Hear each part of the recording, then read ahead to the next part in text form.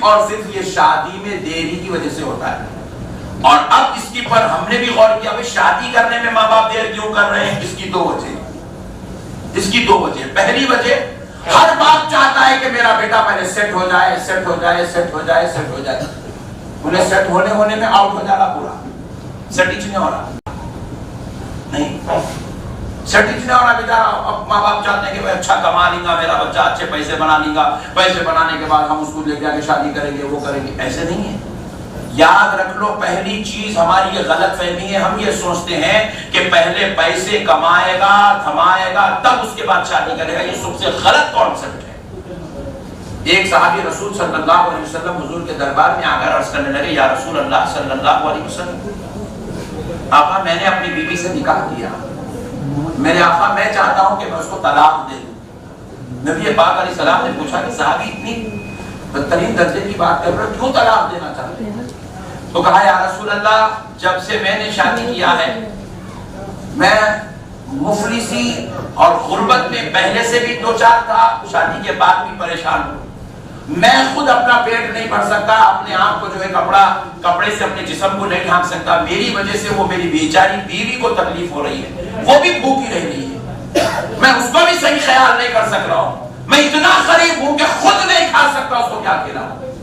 تو نبی پاک علیہ السلام سے کہا, یا رسول اللہ میری غربت کی وجہ سے میں طلاق دینا چاہتا ہوں, آپ اجازت دے دیں تاکہ میں اس کو طلاق دوں, تاکہ وہ کسی اچھے امیر آدمی سے نکاح کر کے اچھی زندگی گزار سکے. نبی پاک علیہ السلام نے کہا, صحابی اس کو نکاح کر طلاق دینے کے بجائے تم اور ایک نکاح کرو. ذرا زور سے حضور بولے تم اور ایک نکاح کرو. وہ صحابی تھے, وہابی نہیں تھے, گئے اور ایک نکاح کرے. آئے تھے طلاق دینے, رسول اللہ اور ایک نکاح کرے, بولے اور ایک نکاح کر لیے. اب تو یہ حالت ہو گئی جو کم سے کم دونوں مل کے ایک ٹائم کھا رہے تھے, اب وہ ایک ٹائم کا بھی ٹینشن میں پڑ گیا.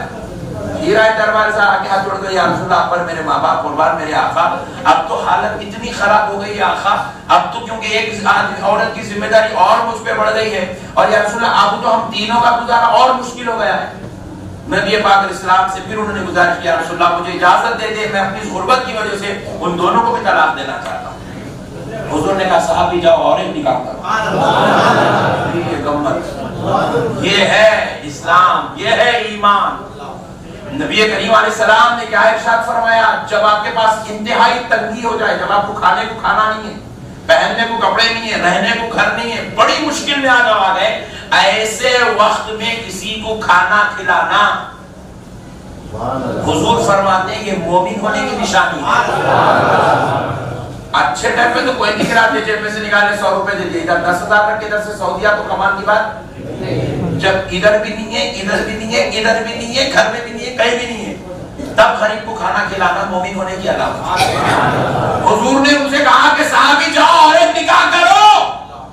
صحابی تھے, وہابی نہیں تھے, اٹھے گئے اور ایک نکاح کرے. تیسرا نکاح, دونوں کو طلاق دینے آئے تھے, تیسری بیوی لا لی.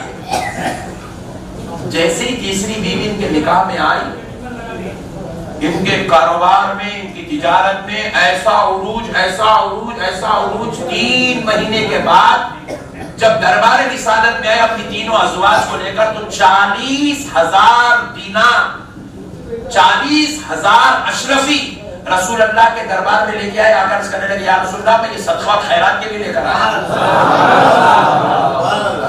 حضور پاک علیہ السلام نے کہا, دیکھا صحابی, عورت کبھی کسی کے لیے زوال نہیں, عورت کے قدم سے برکت آتی. ہم لوگ سیٹ کرنے کی چکر میں اپنے بچوں کو آؤٹ کرا دے رہے. میرے بھائی آپ شادی کرو میں سیٹ ہوتا, عورت کے قدم میں برکت ہے. اب یہ جو لوگ سمجھے نہیں, انہیں کبھی بیوی کو نہیں مارتا. سبحان اللہ, یا آپ نے مارنے والے, ہاں آپ بولنا سبحان اللہ. یہ بیویوں کو مارنے والے بیوی کو سمجھے چنے نادان. آج تمہاری جو کچھ بھی ترقی ہے, جو کچھ بھی تمہارا عروج ہے, جو کچھ بھی تمہاری سربلندی ہے, آج جو تمہارے گھر میں خوشیاں اور راحتیں ہیں, یہ تمہارے گھر کے بیوی, بیٹی, بہن کے قدم کی برکت سے.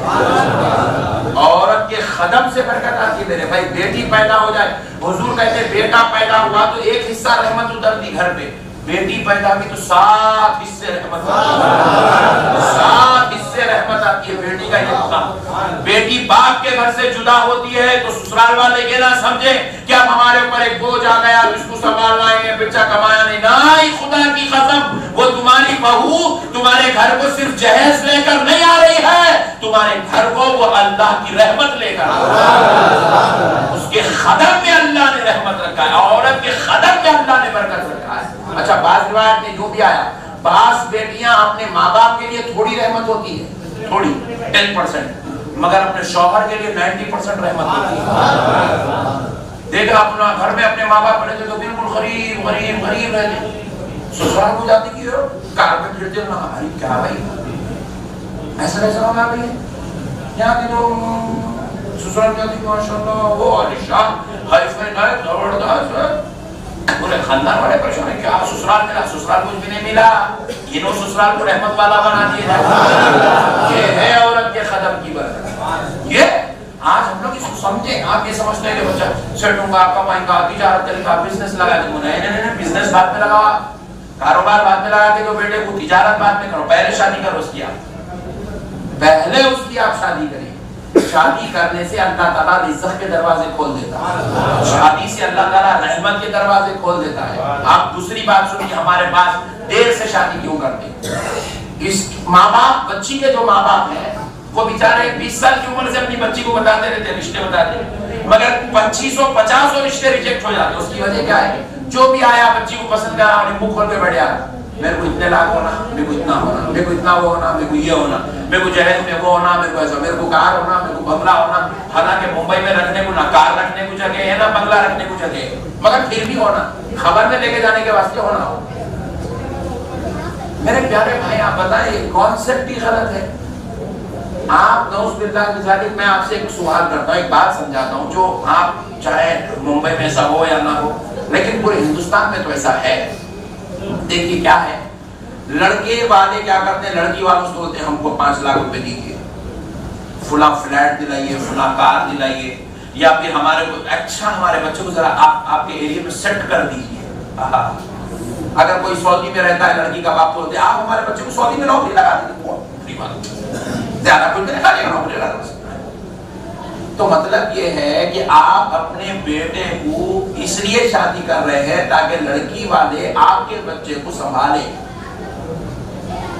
چلیے لڑکی کا باپ بچے کی بات سن کے، بچے کے ماں باپ کی بات سن کے بچے کو اگر 5 لاکھ روپے دے بھی دے، 5 لاکھ روپے دیتے ہیں، اب آپ اندازہ کیجیے 5 لاکھ کتنے سال کھائیں گا انہیں؟ میں نے تو 1 لاکھ رہتے بس یہاں پہ اتنا مہنگا ہو گیا ممبئی، نہیں 1 لاکھ بھی بس نہیں ہو رہے، مہینے 50,000 60,000 70,000 80,000 1 لاکھ روپے خرچہ، وہ بھی بیماری بھی آئی تو۔ پیارے بزرگ اور دوستو، 5 لاکھ روپے یا کتنے مہینے کھاتا بھائی، کتنے سال کھاتا؟ 1 سال کھا لیا، ماشاءاللہ۔ بے روزگار 25 سال سے جو نوکری نہیں کر رہا، آپ شادی کے بعد 1 سال میں نوکری کو لگتا لگتا ہے، سب بیکار بات ہے۔ 1 سال کھایا، 1 سال کے بعد 5 لاکھ ختم، بیگم گھر میں، کپڑے پرانے ہو گئے، سب حالات۔ اب آیا ہوتے مولانا کے پاس، مولانا کاروبار بھی نہیں، تجارت نہیں ہے، نقشبندی صاحب تعویذ دو، ایک لیبو دو نقشبندی صاحب، لیبو کی اپنی پرانی دوستی ہے، نقشبندی صاحب ایک گنڈا دو، ایک پلیتا دو، ایک کانٹی لگا دو گھر کے اوپر تاکہ کاروبار چل جائے، بزنس بڑھ جائے۔ ارے بابا میاں وہ 5 لاکھ لیا تھا میں کیا کروں، اور تو پھر اب تک 5 لاکھ تھے تو اللہ یاد، 5 لاکھ پہ بھروسہ تھا، سسرال پہ بھروسہ تھا، گاڑی پہ بھروسہ تھا، بنگلے پہ بھروسہ تھا، جب سب ختم ہو گیا اب اللہ یاد آیا، اب مولانا نقشبندی صاحب نے جاؤ یہاں دعا کرو، سجدے میں سر رکھ کے رو، گڑ گڑا، اللہ دے گا، رویا گڑ گڑایا تو اللہ کی بارگاہ سے سوال آیا، جب سسرے سے پیسے مانگا تھا میں خدا تھا نہیں تھا؟ بولے اللہ تو تھا، تو بھی جب اس سے کہیں کو مانگا، جب بھی میں دینے والا تھا، میرے سے مانگنا تھا میں دیتا تھا، تو میرا بندہ ہے، سسرا تیرے کو بیٹی دیا بول کے چاہ رہا، میں تو تیرے کو 70 ماؤں سے زیادہ محبت کرتا ہوں، میرے سے کیوں نہیں مانگا؟ کیوں بندے سے مانگا؟ کیوں کسی غریب کو ستایا؟ کیوں کسی بیچارے کے اوپر اتنا اذیت کا سبب بنا؟ کیوں کسی ایک بچی کے باپ کے اوپر بوجھ بنا؟ کیوں کسی کو اتنی بڑی تکلیف میں مبتلا کر دیا؟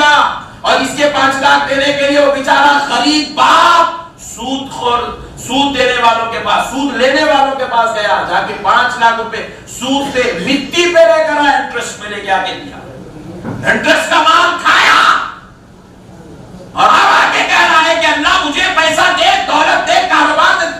اللہ کا بندے بدبخت نکال میرے دربار سے، جا کسی اور سے بھیک مانگ، میں تجھے کوئی رحمت دینے والا نہیں ہوں۔ اللہ اگر ایسا کہہ دے تو اب سوچو بندہ کہاں جائے گا؟